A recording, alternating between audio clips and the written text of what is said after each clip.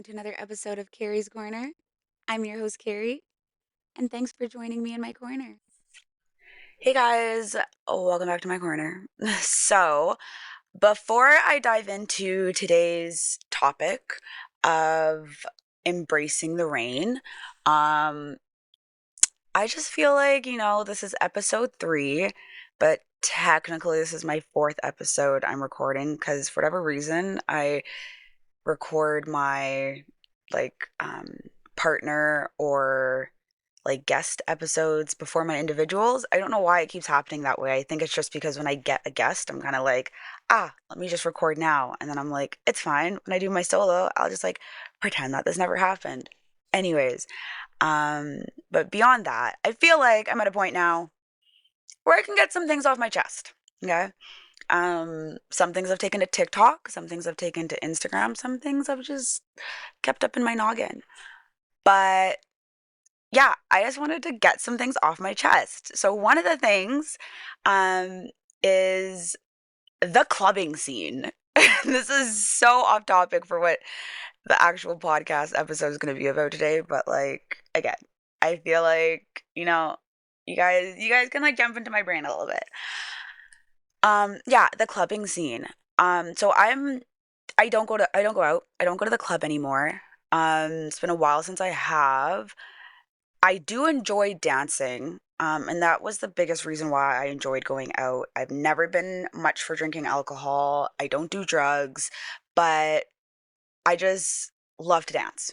And I can dance sober, I can dance, but um yeah, I love that.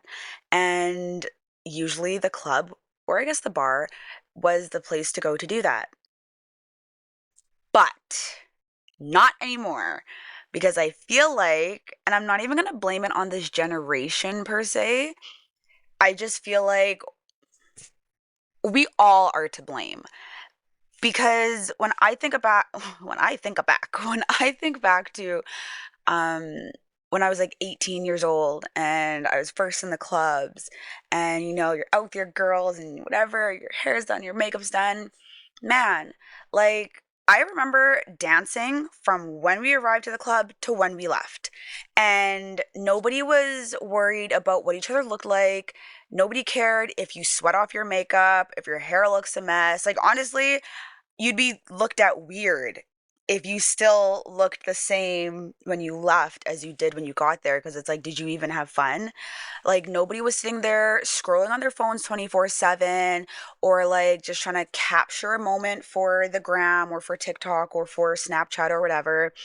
Nobody was fixated on oh, let me just show everyone my Casamigos and my Hennessy that I'm drinking. And literally the last few times I've actually gone to the club, I feel like that's majority of all I saw. Is you just see people, they're sitting there in their booths or at their bottle service, and they think they're too good for everyone, and they're literally just sitting there posted up on the wall or by the bar or whatever. And then when the camera comes out, they act like they're having the most fun of their life. They're turned, they're dancing, they're pouring liquor in their mouths, whatever it is they're doing. And then the cameras turn off and they just go right back to zombie mode. And I'm like, huh? And again, I'm the type where I'm I was notorious for I'd capture photos at the beginning of the night. And then after that, you're not getting any images from me. You're not getting any videos because my phone is put away. So my hands are free so I can be dancing. Okay. Whether as I was rocking out or dirty whining, because, I'm Jamaican doing my thing. Or whether I was, heck, whether I'm two-stepping, line dancing, Cadillac ranching, electric sliding, you name it, I am doing it. And I need all 4 of my limbs available to do so. So I just feel like the whole club scene, going out scene has just gone completely downhill. And again, I'm not just blaming the young generation, because I see people that are older than me in the clubs following pursuit of that same thing. Will I say the younger generation maybe does it more? Yes, but that's just because you guys are probably out in the clubs more than the people that are older. But none to say, it's not all your fault. And it's just sad because like I feel bad because it's like that younger generation will never get to experience what a lot of us older generation people got to experience. And I'm not even that old. And it's sad because that's what I used to look out. That's what I look forward to. And like you guys don't get that no more. And then I'm even more mad and sad because it's like I still like to dance. I still like to have fun. And I don't even want to do that because even like the little salsa night that I enjoy going to on my little Thursdays with my sister, it's like even that gets ruined sometimes. Like literally me and her were in agreement. So like we need to be out the door by 12:30 because after 12:30 when like the instructors and all that stuff, like 12:30 to 1, once they're gone and they're like ready to head home, all the creeps come out. And it's like they just stand there and you literally watch them like slowly loom closer and closer to the dance floor. And it's like they know the time's ticking. They know that last call is about to be made. And they're literally just like, you can smell the desperation of them. And they're just like ready to pounce on you to be like, who's going to be my next victim? And it's like, not me. And it's gross. It's annoying. And like, I mean, I'm sure guys to some degree experience the same thing too, but I just feel like it's almost worse for females. And I'm biased by saying that, and I'm well aware of that. But I just feel like women get it the worst because, like I said, the desperation comes out and the guys come and they're literally like, I don't know, that like meme of like, I don't even know who it is. Is it Carlton? Fresh Prince of Bel Air, whoever it is. And he's just like sitting there. No, it's not Carlton. But, anyways, and he's like, rubbing his hands and he's like licking his lips and just like ready to pounce on the next person. And like that's what it feels like. And it's just not cute. And it completely takes away from the fun of just wanting to go out and have fun with your girls or with your friends or with your partner or whoever. It just takes away from that because it's like, that's not what I'm here for. I'm literally just here to have a good time. And then they're here to try and get their genitalia wet. And I ain't for it. So that's my little ranty rant one. Ranty rant two to get off my chest. Um, and I posted this on my TikTok in a very short, condensed version. But the thing was, you need to pick one. Okay, I've been coming across these type of people, but it's like almost like more and more prevalent now. I don't know where this level of confidence or audacity is coming from, but I feel like there's just more and more people who are ugly and mean. And I know that in itself doesn't sound very nice, but I'm just such a big believer in be honest with yourself. You like the world thrives and survives off balance, okay? So you need people who are not as attractive or quote unquote ugly for you to be able to appreciate the beautiful people. Because if there was no ugly people, you wouldn't know what a beautiful person is, or vice versa. If everyone was beautiful, like, then beauty wouldn't really exist because everyone would just be the same. So it's like you need the yin to make the yang, okay? You need the good to be the bad. You need the ugly to be the beautiful. And there's nothing wrong with that, okay? But what there is something wrong with is being ugly and mean, which in my opinion, you cannot be. I'm trying really hard not to clap because I'm not trying to burst anyone's eardrums.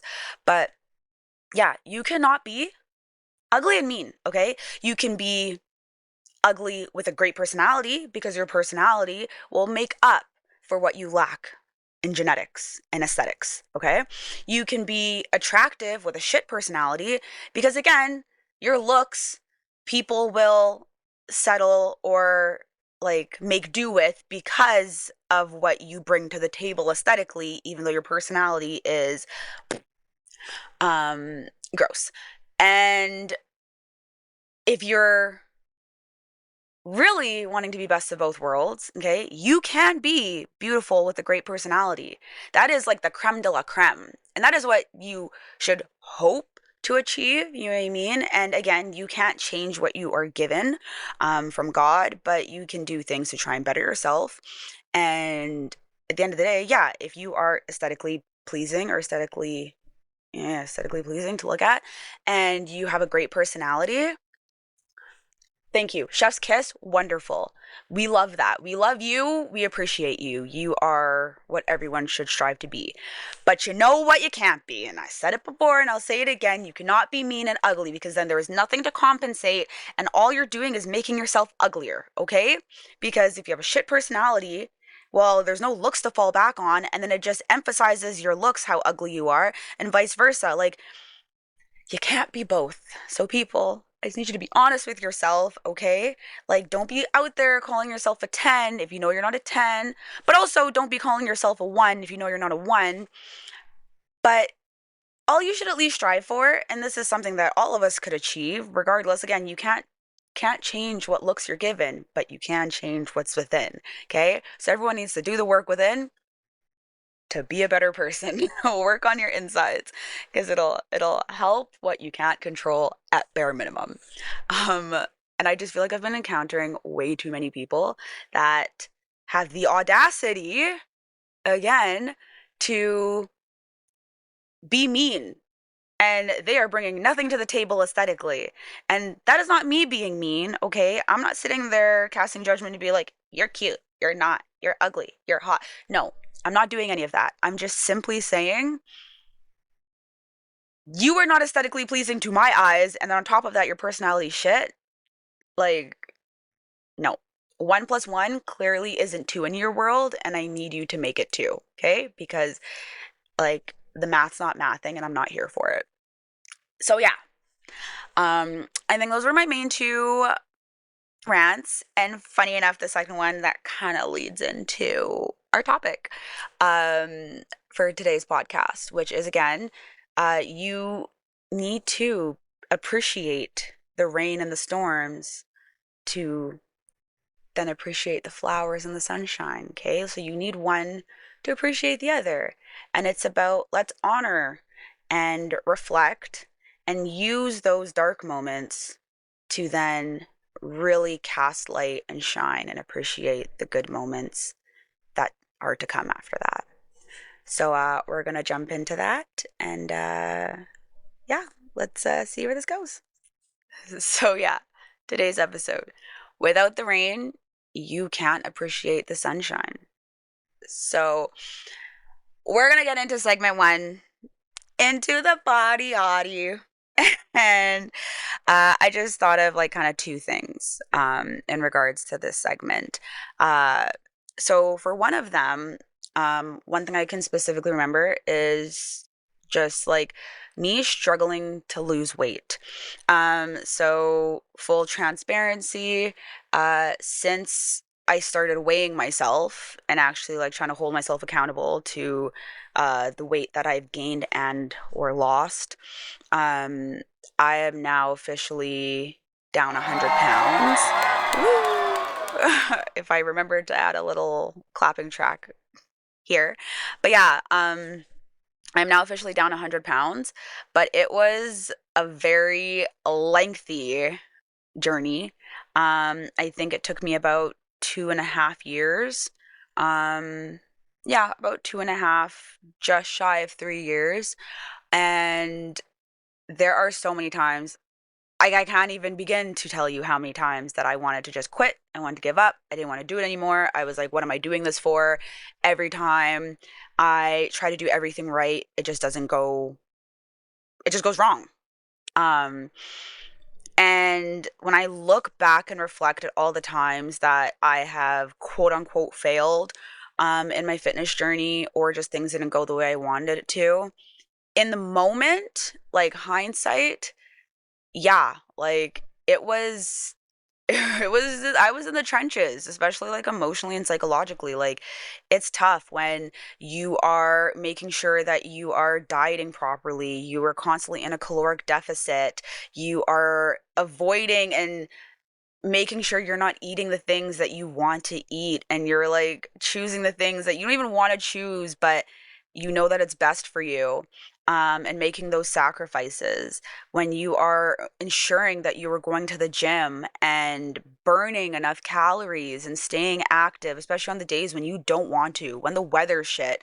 Like, I live in Alberta, and well, just anyone that lives in the prairies in Canada, and I'm sure maybe even in the States too, they can attest to this. The weather here is so bipolar, it's not even funny. Perfect example. Last week, it was like plus 14, plus 15. Everything's melting. People are walking around in shorts and Crocs and t shirts. And then 4 days ago, was it? it started, we had a massive snowstorm. And I think up till today, we've received 30 centimeters of snow. So, like a foot of snow in the span of 2 days. Entire freeways were shut down because it was so slick that buses and semis were turning over and plow trucks, the thing that is supposed to clear the snow for us, is falling over. Anyways, I am getting off track, but the point being is even on the days when I didn't want to go to the gym, and stay healthy, and do what I know I need to do, I still did it. And it really felt like it was for nothing because then I would step on the scale or I would take my measurements because the scale is not Bible for me. And the number on the scale does not always reflect your efforts or your fitness or health level. But I did use it as a tool. And that tool was going against me, as was the tape measure every time I would take my waist measurements or my arm measurements or whatever it is that I was measuring, to try and keep myself accountable and see what was going on. And while like I did have my little wins of like, okay, I could feel I was getting stronger, I was lifting more, yada yada yada, it just was it is such a defeating feeling. And yeah, so like where I am now and those days when again I don't feel like going to the gym, and those days when I get down on myself because I'm like, I feel bloated because it's around that time of the month, or overindulged a bit too much and maybe had some extra sweets that I wasn't supposed to, or really dove into like my liquid calories. Um, I just kind of think back to those times where it's just like, okay, this was all for nothing. And all those times I thought that my hard work was amounting to nothing, clearly I was wrong. Um, because anyone who has lost weight will tell you it is not a straight and easy upward or downward hill process, however you want to look at it.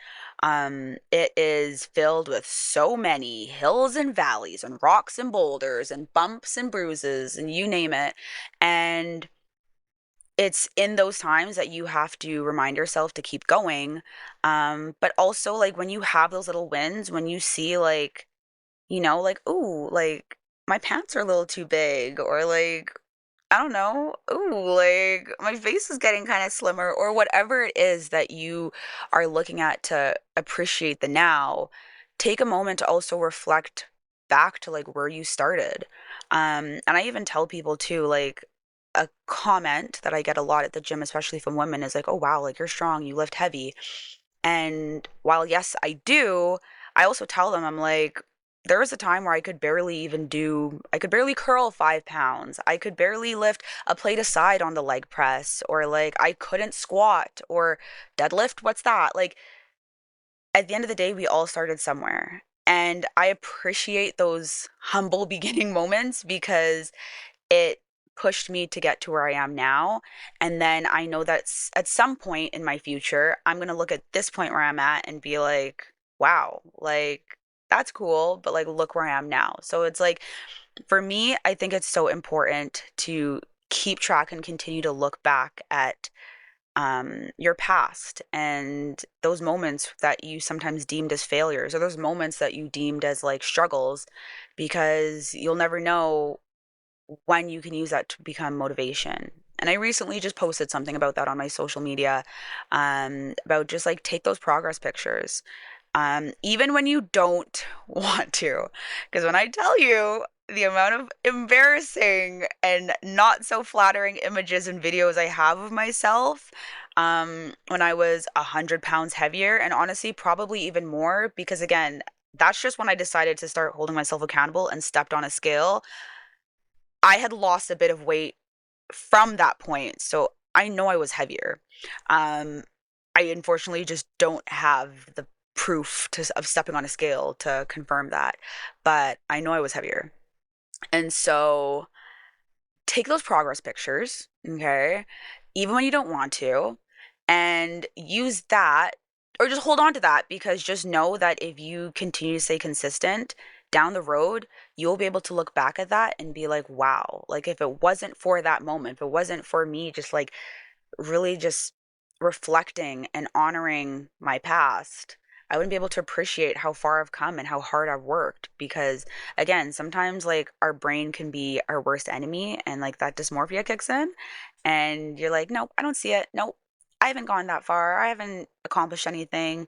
But again, when you're able to reflect, it's like, oh damn, like I really did that. And I think we all need to give ourselves a bit more props for that. So, without being said, we need to, embrace the past, embrace those thunderstorms, embrace those rough moments. So that way, when we're in the sunshine, when we're smelling the flowers and the roses, even though roses really smell like poo, yeah, no, we need those lows in order to feel the highs. And again, it's all about balance. And like you need one in order to appreciate the other. Anyways, so the second thing I want to talk about in terms of the body oddity, and again, just embracing the rain in order to appreciate the sunshine. For me, it would also have to be my relationship with food. Um, I have had a very complex relationship with food. When I was younger, especially like in junior high, and entering high school, uh, I definitely had a very negative relationship with food because I had a very negative relationship with how I viewed my body. And so I've always been on the taller side. I'm not super tall by any means, especially not now. I definitely averaged out, maybe above average. But when I was younger, I was always a taller kid. Um, I wouldn't say super skinny, but I was never big. I was never a chunky kid. I was always, I'd say, average. But through, I'm trying to think of a way to put this. I guess through receiving negative feedback about my body from people who shouldn't ever say that to a child. Um, I became very insecure about my body at a very young age. Um, and which is common for a lot of kids in that age group. So this isn't like a boohoo woes me type thing. Um, but through that, I also had a very bad relationship with food. And so for a lot of that, I underate. And I just didn't view food as something to nourish my body. I didn't view food as something to be healthy, to get energy, any of that stuff. Um, I almost just saw food as the enemy. And then fast forward, I then had like the reverse effect, where then I started seeing food as like I became very gluttonous. And I started seeing food again in an unhealthy way, but I was definitely over consuming. And again, just making unhealthy choices and not seeing it as a source of nourishment and not seeing the benefits that can come from eating healthier or just being more mindful about what's going into my body. Um, and then when I did finally see food in a much healthier light, my body decided to betray me. And through PCOS and just issues with my hormones and regulating, like hormone regulation, um, regardless of how I felt about food, it didn't matter because my body was not processing it and breaking it down the way how I needed it to. So it then further made me had a negative relationship with food, um, because even though I'm feeding it the right things, it's still not like using it in the way it's supposed to then allow me to do the things I need to do, like energy, et cetera, et cetera. And now that I was, after many years, many years and tears and frustration and doctor's appointments and blood tests and ultrasounds and you name it, and medications, um, I finally found something that kind of works, in terms of just like a health plan and a diet and an exercise regimen and also just like a mindset, to really just get myself in a better standing. And again, this wasn't something that worked overnight. This is something that like it took a very a very long time and a lot of trial and error to come to. Um, and yeah, I mean, like I still deal with like hormone regulation issues from time to time, and like I can definitely tell when I have flare ups. Um, just because there's, I have some other things going on as well. And I can definitely tell when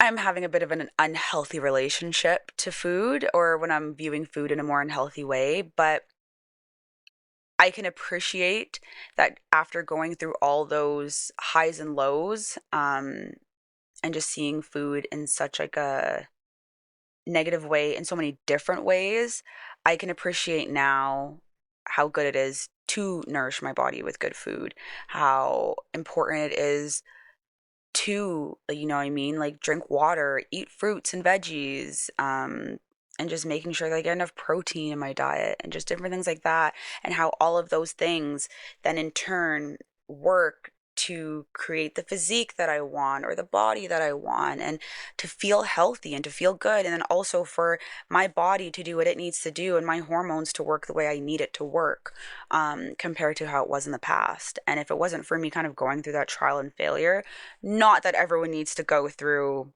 some of the things that I went through. Um, but still, just it's nice that I can look back and be like, okay, I can now appreciate where I am now, how I view food now, how I view my diet and healthy eating now because of how messed up it was in the past, and I can now recognize that. Because if I didn't have that, I wouldn't have anything to compare it to. Therefore, it would be harder for me to recognize those things now, or I guess appreciate those things now. And again, that's not saying that you have to go through that to appreciate that. Some people are just very lucky and fortunate that they kind of just get it right off the go. I'm not one of those people, and I feel like I tend to be that person that has to, as my aunt and many other Jamaicans have said, those who don't learn must feel. I guess I needed to feel in order to learn. So in this case, this was one of those situations where, again, I had to, go through some things, go through the trials and tribulations to be able to appreciate where I am now. But at the end of the day, moral of this segment for the body audie is again just, you know, appreciate appreciate the lows. You know what I mean? It's okay to have failures. Again, I say that in quotation marks. It's okay to have struggles. It's okay to have setbacks. It's okay to fall off the wagon. I can't tell you how many times I've fallen off the fitness wagon, the gym wagon, the diet wagon, you name it. And there's going to be plenty of times that I probably still will. Even this weekend, I literally overindulged to the max because, it was my time of the month and I was like, I'm just gonna enjoy. I've been working hard. An extra donut won't hurt, or man, I don't feel like cooking. Like boyfriend's out of town. I can relax a little. I ain't gotta cook for nobody. Yeah, I know. And I'm feeling it now. I'm seeing it now, and I'm like, okay, guess who's going to the gym tomorrow? And guess who is not going to love it because she slacked off a bit. But it's fine. Because again, when I get past that little slump, I will be able to look back and be like, okay, you know what? Yeah, we fell off a bit, but here we are back better than ever, like we never left. So yeah, get into that body audio and appreciate your past so you can love where you're at now. Or your future you will love where you're at now. Okay, so let's get into the ties and the tangles. I don't know why I'm doing this with my fingers if you're watching on YouTube. But yeah. Anyways, ties and tangles. So this one is a hard one sometimes for me because while like I have been hurt a lot. Okay. I've been hurt a lot by people who in a fairy tale world should never hurt you. Um and by the way, if you're watching this, I'm not crying. My lashes are just I got some fuzzies in them and I can't find the fuzzies. And so it's getting in my eye and it's bothering me. So I'm constantly picking at my lashes, which I shouldn't do because I'm a lash tech and I know it's bad.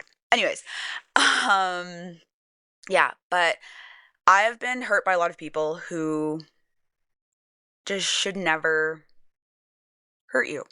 In an ideal world, but we don't live in an ideal world. We live in the real world. And so unfortunately sometimes you end up with people who do hurt you. Um and I have been like some of the people who have hurt me have been family. Some of the people that have hurt me have been friends, people who I considered best friends. And those hurt. And it was interesting because I went to a networking event today, or like a socializing and networking event for females. I went with my sister, and it was all about just like building new friendships. And it was so amazing. It was so great. And one of the questions, because we did like instead of like speed dating for a relationship, it was like speed like friendship dating. And one of the questions that the host asked for us to ask each other and answer with each other was, have you ever encountered a friendship breakup? And like explain that. And it was just like sad, but like interesting to see how many of us had experienced a friendship breakup.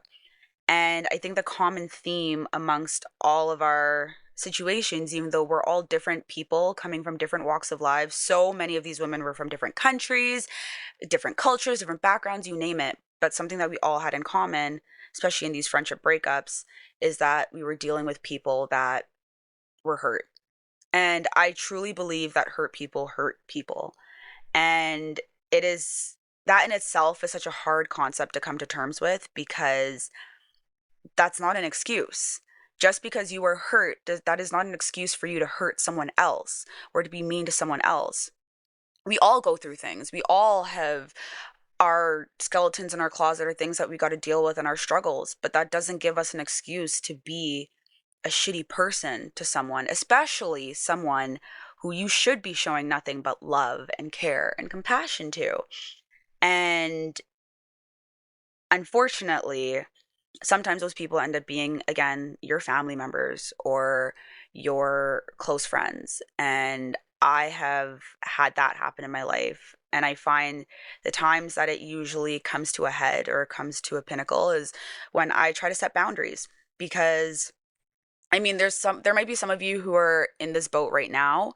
Um, and I feel like, we're all in different phases and stages of growth and healing within ourselves. But I used to be a mega people pleaser.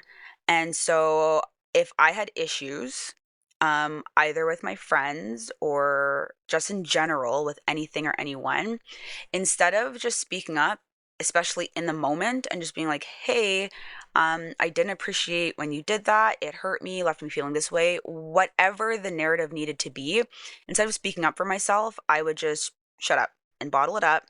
But unfortunately, the problem with that is eventually those feelings will come to a head because just like anything, you can only take so much. You can only bottle up so much. Um, and so when I recognized within myself that that was my red flag, and I started working on healing and growing and setting those boundaries with the people in my life, that way I wouldn't have to bottle up those emotions and those hurt feelings or hurt situations and it coming to a head down the road. I was just tackling it then and there. That way we all could, grow and move on peacefully. Except there were people that didn't like that, because there are people that just don't like when you set boundaries because then it means that they're not able to manipulate you or take advantage of you the way how you were allowing them to for so long, despite how it may be hurting you or like just leeching any bit of happiness or joy out of you. They didn't care because at the end of the day, they were benefiting regardless of how it affected you. And those aren't people that you should want in your life. But unfortunately, sometimes you can't choose the people who are in your life, especially when it comes to family, like blood family. And so it was tough because, yeah, when I started setting those boundaries, those people made it very loud and clear that they didn't care if I was trying to set a boundary and they were like, screw your boundaries. And B, they basically gave me an ultimatum without even giving me an ultimatum. And it was kind of like, either you're going to let me continue to push your boundaries or I'm going to leave or you can leave. And because I had to stay true to protecting myself, it resulted in those people being cut off one way or another. And so, yeah, there are family that I don't speak to. Um, does not mean I wish them any ill or any harm. I'm not that person, and I want nothing but love and happiness for everyone. Um, but I wish that for them from a distance. And I mean that the same as well for any friends that I've had. There are people that I have been friends with for literal years, if not decades, and I'm no longer friends with them. And I wish them nothing but the best. I hope that their life is filled with joy and happiness and peace, and that they heal from whatever they need to heal from, and they grow and they flourish and all that positivity, but from a distance. Okay. They can stay over there because I've now set my boundary. You've now shown me that you don't respect me or my boundaries. And that's just not somebody I want in my life. That's not somebody who loves me or cares about me. And I don't want that. And to make this whole thing come full circle, I do have people in my life that do respect my boundaries, that do want to grow and understand me and want to respect the things that I say. And so those are the friendships and the relationships that I nourish and that I cater to and that I really like give my energy towards, family and friends.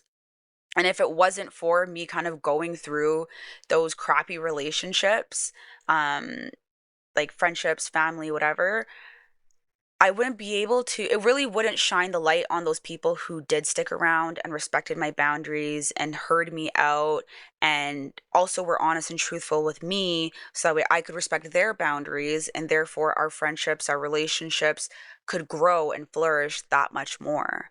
Um, and again, it's like kind of sad that you almost need that bad or that negative or that dark time to really cast light on how amazing and beautiful like the good that you do have is. But again, you need that. Um, because if you didn't have that, you might take for granted the good people that you do have in your life, the family members that are there for you 10 toes down no matter what, the friends that show up for you and support you and love you and honestly become your family, like your chosen family. Um, and I've had I've had this conversation quite a few times now with various people, and I always laugh like just having conversations with people in my day to day life because I'm like, oh my gosh, this is what I'm talking about in my podcast, or like, just different things like that. But that's just it. Like it's the things I talk about are things that happen in real life, and unfortunately, like yeah, your family or the people that you hope are going to be good friends don't always turn out to be what you would hope, but again, that's just when you take that time to reflect and you really appreciate the people that are there for you. You really take that time to appreciate the people that, again, respect your boundaries, that love you, that call you out on your shit in a respectful way to better yourself, to bring things to light. Because also sometimes we have red flags that we don't even know exist. And people pleasing doesn't help that either. Because again, I'm sure if like hindsight's always 2020, I look back at some of those relationships that are now severed. Maybe if I had spoken up sooner, maybe if I'd set my boundaries sooner, maybe that relationship would be good. You know what I mean? Maybe things would be different and maybe like these people wouldn't have crossed those boundaries because I had put those boundaries so firm and strong from the beginning. But hindsight's always 2020 and I don't regret anything that's happened in regards to those situations because again, if it wasn't for those not so pleasant, negative interactions, negative relationships, I wouldn't be able to appreciate the amazing good ones that I do have in my life right now. And it also has now set the base work and the groundwork for any future friendships that I build or any relationships with family members that I try to strengthen. Um, it's like I have the framework and I already now know what not to do, to prevent those situations from happening again. Mind you, I can't control other people, so I can do everything that I want right in quotation marks, um, and I still end up with a not so pleasant result, but at least I know within myself that I did everything that I was supposed to or that I felt was right. And then that kind of takes the onus off me. And then I can simply just leave it to, okay, you know what? This was clearly a them issue, has nothing to do with me. And it just almost lets me heal and move on that much faster. So, like, I think it's so important to take time to reflect and, like, honor those negative interactions or relationships, but not in the sense where you give it too much energy. Because also sitting there and like meditating on the negative for too long isn't good for you either. Um, Stress has a really crazy way of manifesting itself. And sometimes it's more than just like you might put something away or like sweep it under the rug in your mind or in your head.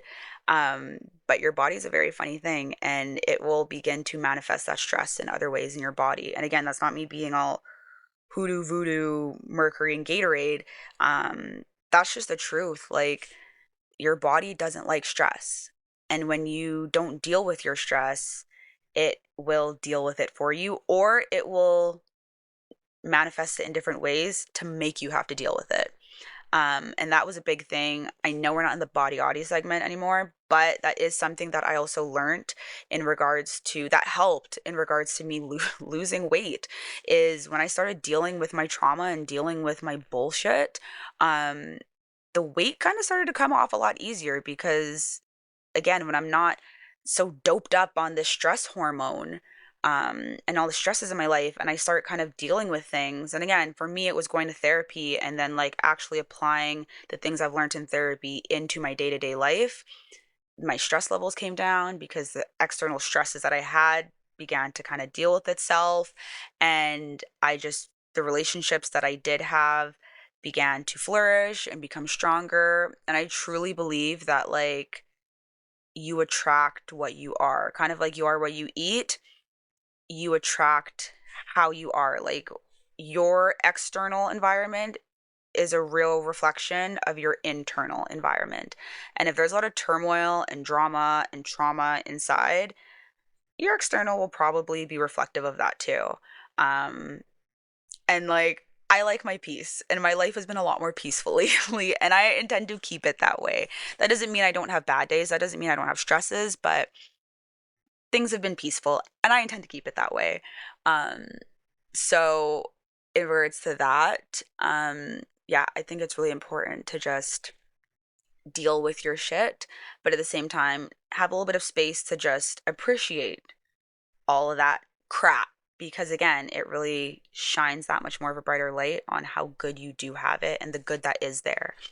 And another way that I've looked at that, especially in regards to like ties and tangles, has been relationships. Um, Anyone who knows me, especially on like a closer level, knows that my past history of dating hasn't always been the best. And this isn't me coming after anyone or making any personal attacks or digs. Those people who I dated know how they treated me. They know what they did. They know their part in things. So I don't need to be the one to go air any dirty laundry, um, specifically. But on a more general term, um, I can just look at it like this. I've been in some relationships that unfortunately were very toxic. I dated people who were like diagnosed narcissists, like textbook narcissists, who, if anyone who's encountered a narcissist knows that they are emotional vampires and they will drain every bit of happiness out of you and honestly make you forget who you are and leave you as a shell of a human, which is how I was left. Um, some of my exes were verbally abusive, manipulative, emotionally, psychologically abusive, some even physically abusive. And I'm really not going to dive too far into everything um in the specifics of these relationships because that's not what this is about. Um but yeah, and like when I think back to like exes that would lie to me, or are very secretive, or just like all those negative emotions that you wouldn't want to feel in a relationship. It honestly has magnified. And I know that my current boyfriend, um, there's a lot of times where I'll tell him this and like he just doesn't get it. Because we just have different dating histories and situations. Um, but I truly do mean it that all of my past exes really have just made him like really magnified how amazing of a man he is. My current boyfriend is to me. Um, without in a lot of ways even having to ask or say. He does the things that I want him to do. He gets me flowers just because. He plans dates. He remembers the little things about me. He surprises me. He involves my friends and family. He has an amazing relationship with my mother and sister, literally to the point that my mother calls him the son she never had. And my mom will call me to be like, make sure you're being nice to your boyfriend. Is what to name drop. I mean, I can. He's my man. But make sure you're being nice to your boyfriend. Make sure you're treating him right. Are you treating him right? Make sure you don't be too tough on him. And I'm literally sitting there, I'm like, wow, like, thanks, mom. And I love my mom. She's my best friend. But that's just to show how amazing of a man he is. And he's just such a genuinely good person. Um, and if it wasn't for those not so great relationships, I don't think how like his amazingness would be as magnified because there would be no comparison. I'd have nothing to relate it to or compare it to. Um, and that's not to say that he thinks I'm a shit girlfriend. At least I hope he doesn't think I'm a shit girlfriend. But again, because he hasn't experienced some of the things that I've had to experience in regards to the negatives of dating in the past, he doesn't really have that comparison in terms of for it to truly feel. He can imagine or assume how that would feel and therefore be able to kind of draw a comparison that way. But until you truly feel it and experience it and know the hurt and know all those feelings that surround it, it's it's really hard to draw that comparison. And so while I wouldn't say I'm grateful that I went through all the hurt that I went through, because I could definitely have gone through or not gone through, I'd say 90% of what I went through in my past with some of my exes. Um, I will say that I am grateful for the relationship I have now. And I'm grateful for the man I have now in my life. Because again, it just all of those bad situations or negative situations amplifies how amazing of a man he is and really just makes me appreciate him that much more and is a he just it's a beautiful reminder of like, okay, yeah, you know what, I went through that crap. I went through that pain, I went through that trauma, um some of which I'm still healing and dealing with, and thank God he's patient and willing to put up with me through some of like when I'm going through that and through my healing process, which I've come a lot more farther now and I'm a lot more healed now, but there's still some things, some reminiscences that I'm still dealing with, as is anyone else. I'm human. But I do really appreciate him allowing me to grow and heal and him being there for me 10 toes down. Again, even though there's times where I know I can be difficult and I know that it can be tough, but he doesn't give up on me. And I really appreciate that. And again, if it wasn't for those storms, those rain clouds, that negativity, um, I wouldn't be able to appreciate the amazingness that I have now. So that just goes to show that there's a silver lining, okay? There's a rainbow, a pot of gold after every storm, and you just sometimes have to find it. And you have to just change your way of thinking and your viewpoint to see it that way. Because it might seem tough in the moment. And believe me, like to give a small example, when my ex uh, passed away and I was the one who found him, We were still together when he died, and I had to deal with not only just the grief of losing a partner, um, suddenly and unexpectedly, but then further to that, also have to deal with his family trauma and drama that got thrown at me on top of that. Um, like, yeah, I don't know where I was going with that, but point being, if I can deal with all of that, um, and still find a way to see the silver lining, and maybe that's where I was going with it. But anyways, to see the silver lining through all of that, then I know that whatever it is that you're going through, whether it be more traumatic, less traumatic, this isn't a trauma competition, but whatever it is, just know that there is a silver lining. There is hope. You do sometimes have to put the work in, and it does take a bit of work to kind of like rewire your brain to see the positive and to see the silver lining in things, but it is possible and it is there. You sometimes just, again, have to dig a little deeper and change the way you view things, but it's there. But yeah. So, look into your relationships, think back to your past relationships, and just really fixate and focus on the good that you have there and the amazing people that you have in your life right now. And think of the people who maybe aren't so amazing or who have hurt you or done you wrong. And you know what? Appreciate them for what they are, who they are, where they are. Keep them at a distance because you don't want that negativity in your life anymore. But at the same time, they also allowed you to grow and heal and move forward. And again, just magnify the good that you do have in your life now.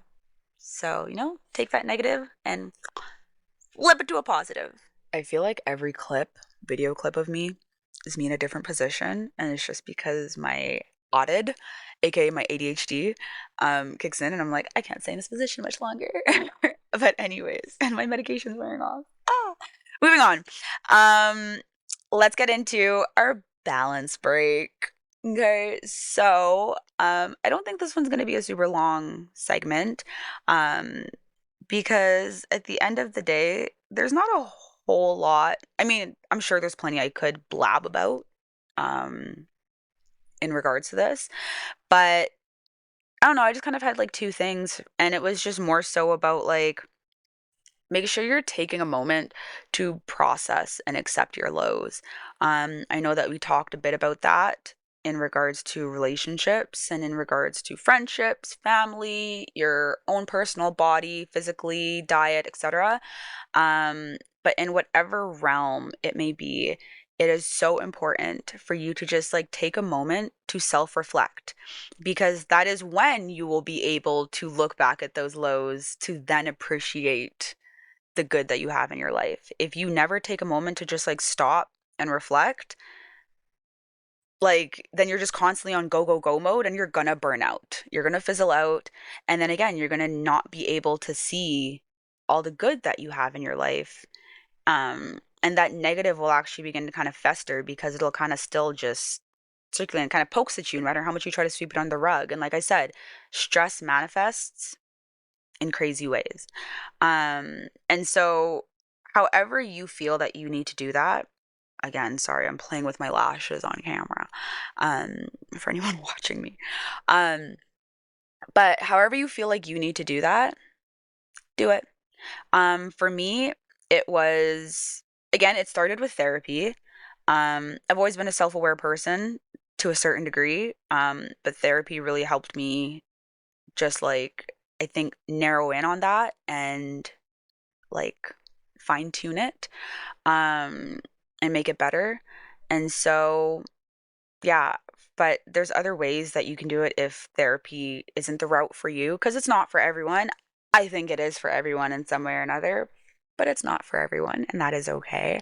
Um, but journal, go for a walk, drive, do anything that just gives you the ability to just kind of sit with your thoughts, and like process through things. For me, sometimes that's also just going to the gym.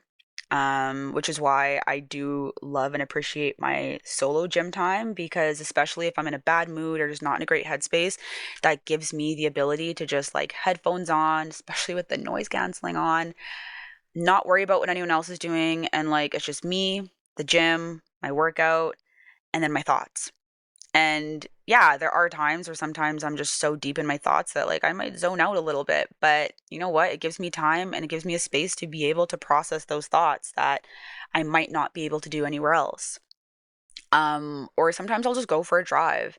I mean, gas is expensive, so I know that's not really feasible, or especially when the roads are as garbage as they are right now. That's not always the most plausible action or choice.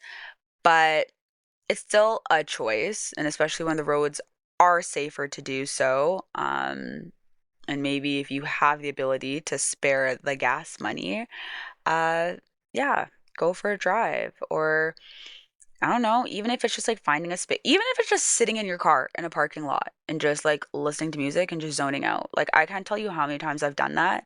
And I'm sure I look like a weirdo. I'm not sitting at a park and doing it, but like, I'll find like, I don't know, like a big store or a mall, go to the parking lot, but park at the very end of the parking lot, face so I'm not like facing anyone, and just like pop my seat back, put on a good playlist, whether it's sad or whatever, and just like think and sit and process. Sometimes I need to cry, sometimes I scream, but whatever it is, just like do what you need to do to like process those emotions, process those thoughts, reflect. Um, because then, like, once all of that is out, once you've kind of dealt with all that you need to deal with, all that's left is what's left. And what's usually left is those people that are still standing beside you, or like the little positives, the little wins that have come from those negative situations. And so again, it's just kind of about rewiring your brain to see the positive and see the light in it all. But in order to do so, you also need to take the space to appreciate the lows, go through it, accept it, and move on from it. Sweeping under the rug doesn't do anything for anyone. That's just a band aid solution. But I feel like I've hammered that nail more than enough.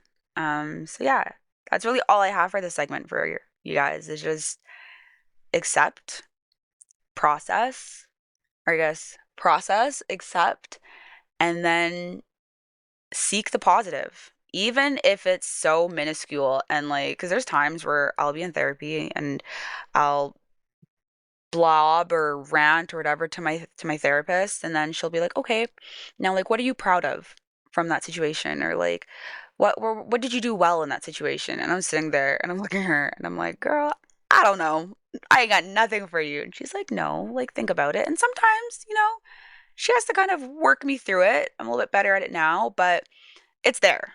No matter how tiny or minuscule you might think it is, it's there. And if you fixate on that positive, I promise you it'll just continue to grow and grow and grow. And that negative situation or those lows just become smaller and smaller and smaller. Um, and it's not to say it'll ever disappear, or it's not to say that you'll forget it completely, but the balance will kind of outweigh itself in the best way possible. Um, and it'll all work out. So, yeah, just process, accept, and move forward. So, for unapologetically selfish, um, I know that I've kind of already talked about this in the previous segments, so I'm going to try and not overdo it and like bore you guys to death. Um, but I think the biggest thing about appreciating the lows to then appreciate the highs, I'm so rephrasing this topic in so many different ways, and I feel like it's just becoming more and more confusing, but either way. Um, I think one of the big key things in that is being able to set boundaries, whether that's with yourself or whether that's with others, setting those boundaries, that way those lows don't happen again. But then also, too, it gives room for the positives to grow. And I say that If you want to look at it from the food or the fitness perspective, it's like, okay, you fell off the wagon, you overindulged a little too much.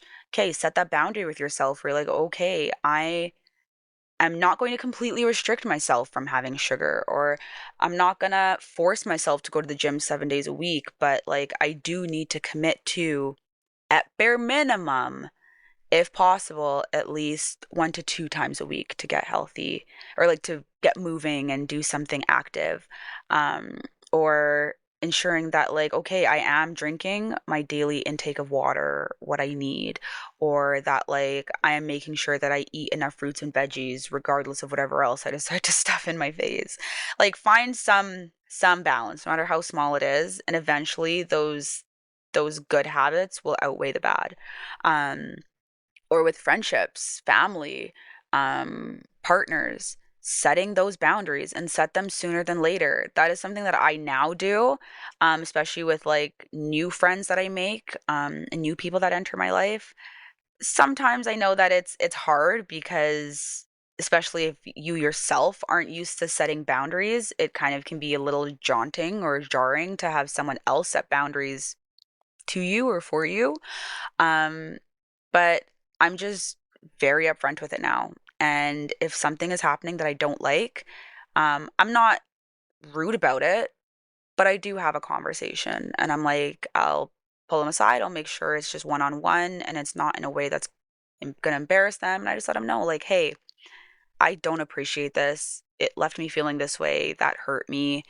Um, this is why, or whatever. Can this just, like, this is my boundary. I absolutely, like, this non-negotiable. This can't keep happening. So can we please try to like not let that happen again? And I always give everyone two chances, I guess. The first chance, because at the end of the day, especially in newer relationships or interactions, you don't know.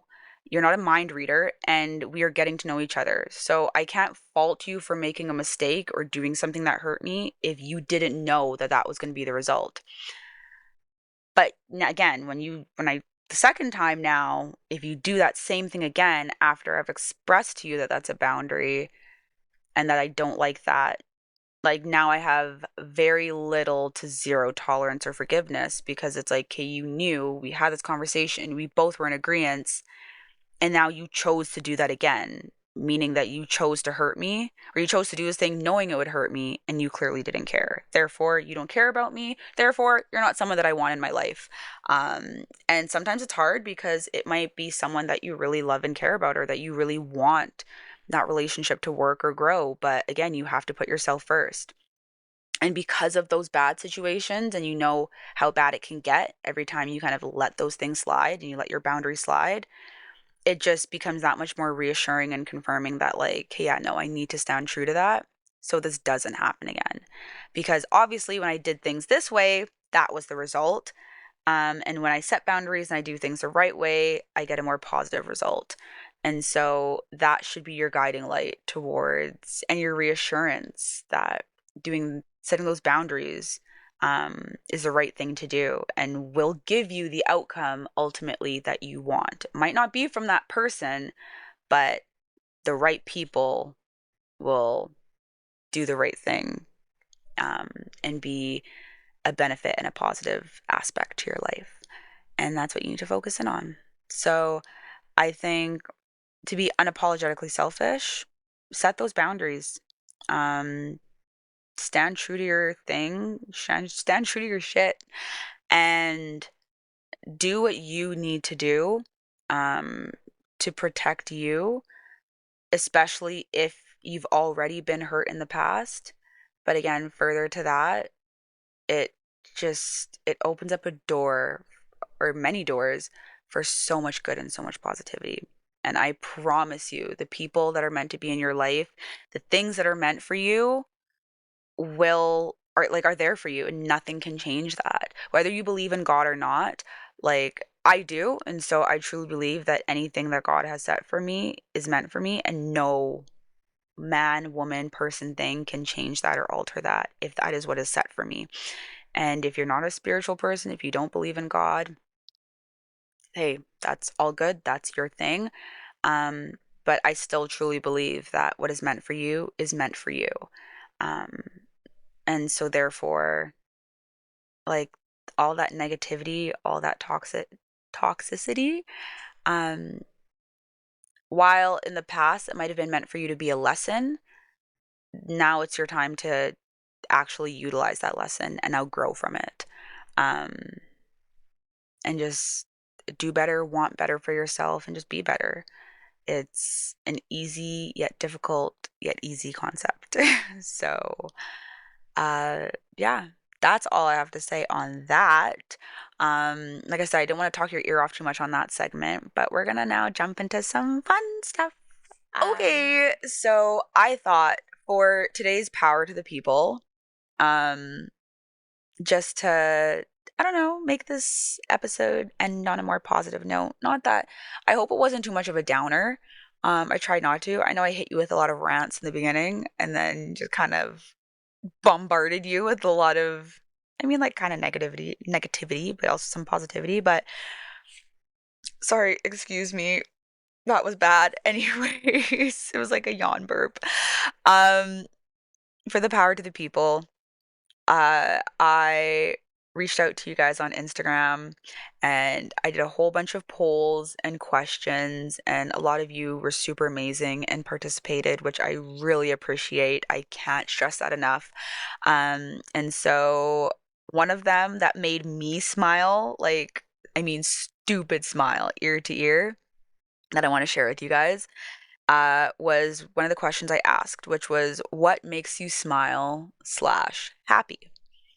So I'm gonna read some of them out. It's been long enough that I actually don't remember who wrote what anymore, except for one. My boyfriend, the darling he is, actually responded to one of them, and so therefore there is one that I know for sure he wrote, and I will share that. But all the other ones, I have no idea who wrote them. It doesn't matter. At the end of the day, I just think these are cute. And it makes me smile seeing what makes other people smile and happy because it's just so innocent, so wholesome. And I think those are the things that we really need to like own in on. Okay, so what makes you smile and or happy? Success and waking up in the morning. Tender interactions, people, which I feel like we don't hear people often enough. Oftentimes, people is what makes people mad. People make people mad. People make me mad sometimes. And so it's really endearing to hear somebody again kind of flip the script and be like, you know what? Like people actually make me smile and happy. Like I think that's so cute. Um Vacations, the beach, the ocean, sleeping in, and alone time. Love, love, love. Girls weekend. I feel like I have to say it like that because that's how it was written, and I love that.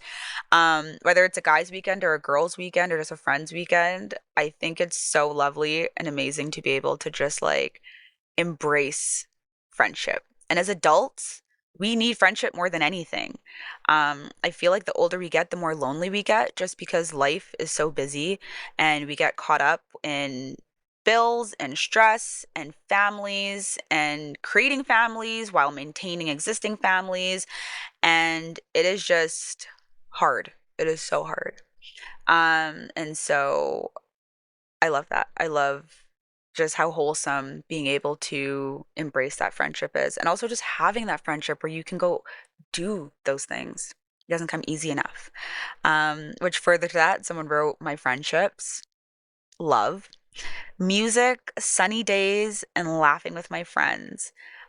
Love music. Music has gotten me out of my darkest of darkest days, or has got me through, and I guess kind of out. Um, Sunny days, living in Canada, it is so underrated how important, like to other countries, how important the sun is. Okay. The sun will literally make or break your mood. Seasonal depression is a real thing. And I've seen it so many people who deal with it and encounter it.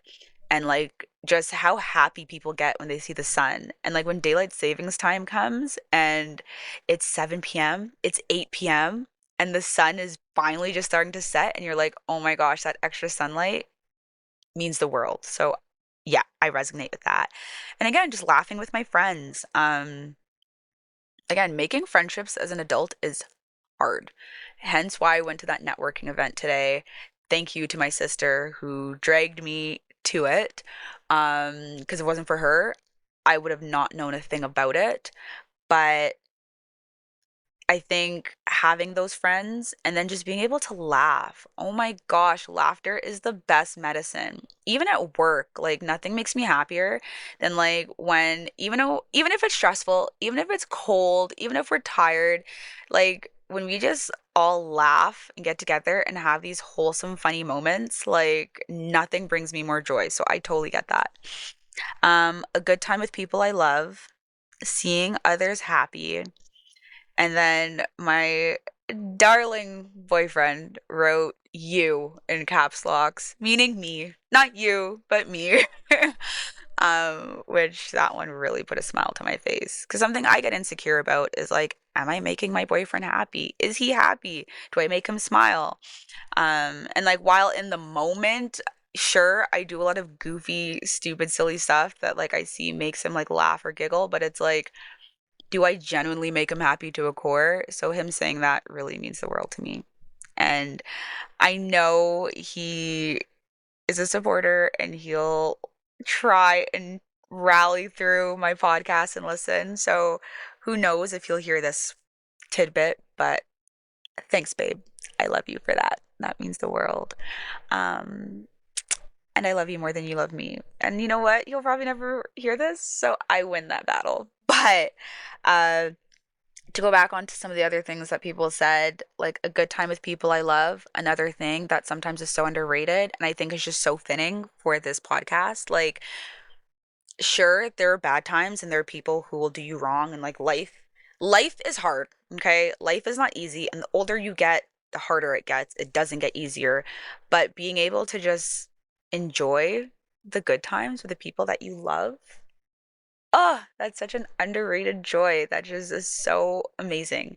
And you have such a limited amount of time with everyone. Nobody knows what tomorrow brings. So it's like enjoy every single moment that you can. Soak it up, soak it in, get all the laughs that you can, and don't waste your time dealing with negativity and bullshit. It's not worth it. It is not worth it. I cannot say that enough. It is not worth it. And then seeing others happy. Like I love that because that's what makes me happy. Like when I see just like joy, sheer joy on people's face, that just brings me so much joy. And it's so corny, but like I love watching TikToks or Facebook videos of like people just having wholesome happy moments and like I'm here tearing up because I'm like they're so happy. That makes me so happy. And I know that's so corny, but it's those little things. Like I love seeing joy. Point blank, period. So yeah, love that. That made me happy. Hopefully that makes you happy. And to wrap everything all up, my confidence catalyst for you guys, um the word is gratitude. And I chose gratitude because I feel like it's important to have gratitude and be grateful for, again, those lows. So that way you can truly appreciate the highs.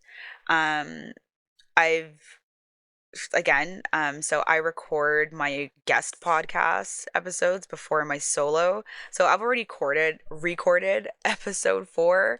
In episode four, I make mention to the heart monitor. I think it's the EKG machine, but don't come for me, any medical professionals.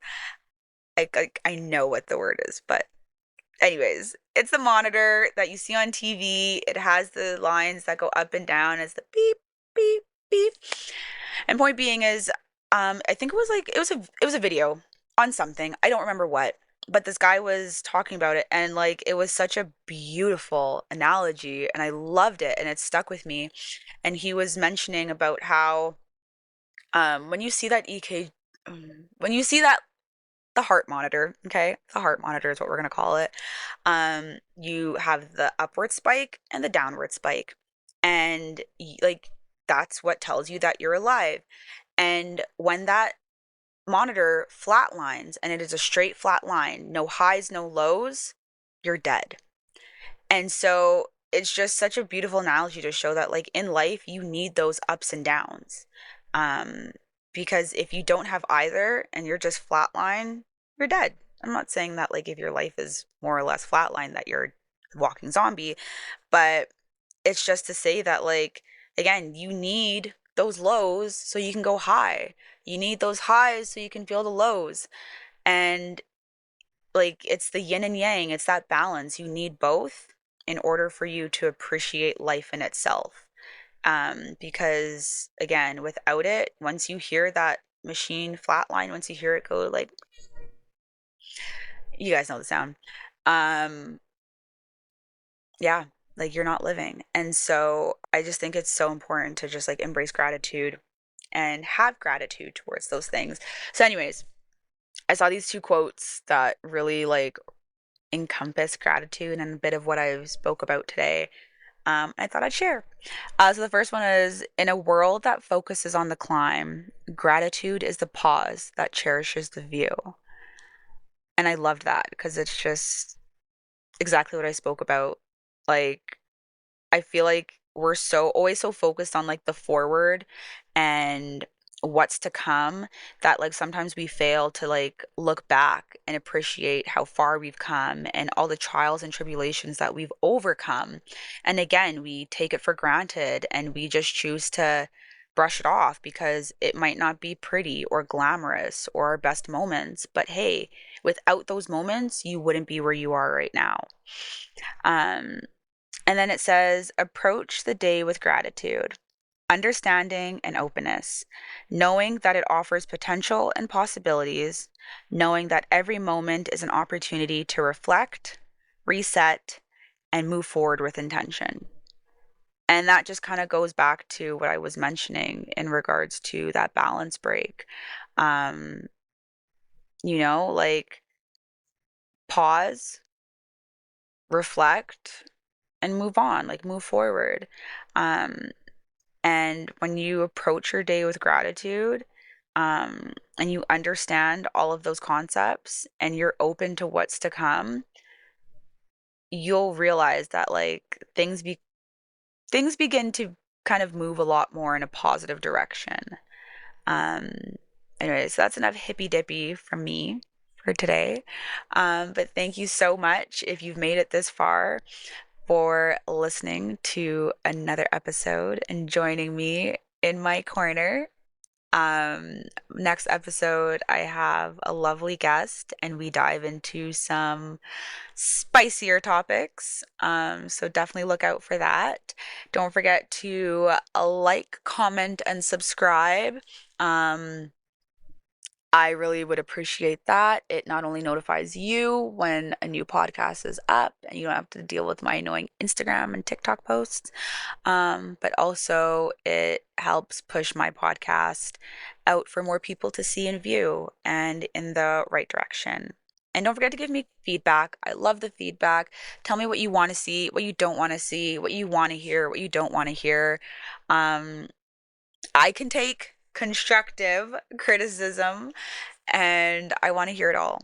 So again, thank you so much for joining me for another for another episode. And until next time, when you join me in my corner.